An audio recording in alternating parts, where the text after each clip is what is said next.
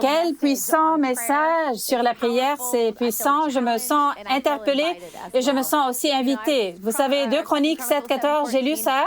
Nous l'avons lu souvent, nous l'entendons souvent et nous avons eu des moments dans nos prières pour le prier. Mais alors même que Bill en parlait aujourd'hui, je ressens l'importance de la recherche du visage de Dieu. Comme c'est puissant et comme nous sommes transformés lorsque nous rencontrons son visage et que nous faisons l'expérience de son amour. C'est à cela que je me sens invitée. Venir devant lui et avoir effectivement un autre moment de reddition devant le Seigneur. Que nous prenions des moments de reddition tout au long de la journée. Quelle est la puissance de cela? Et oui, aussi, il a dit prier des prières transformatrices et pas seulement les prières de panique. J'ai trouvé ça très bien. Je me suis retrouvée à prier davantage et parfois c'est juste par panique et je me dis, oh mon Dieu, mais ensuite j'ai l'impression qu'il y a un autre niveau de concentration. Ce qu'il disait à ce sujet est donc crucial. Alors, en tant qu'Église et famille et en tant que communauté, faisons preuve d'une réelle intention de prier et de mettre du temps de côté. Prier des prières transformatrices, pas seulement par réaction et tout ça.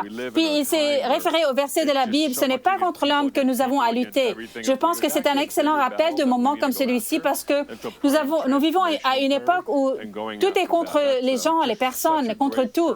Il y a en fait une plus grande lutte que nous devons mener. Donc, prier des prières de transformation et poursuivre cela est un message si grand, si parfait, si opportun. J'ai aussi aimé quand il a dit que la prière sans action est incomplète.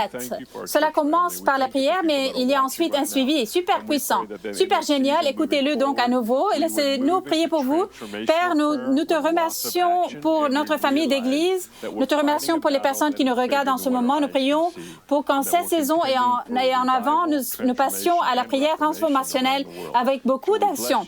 Nous réaliserons que nous menons une lutte qui dépasse ce que nos yeux peuvent voir et que nous luttons pour le réveil, la transformation et la réforme dans le monde entier. Alors, nous vous bénissons, chère Église, nous vous aimons et nous nous réjouissons de vous voir bientôt.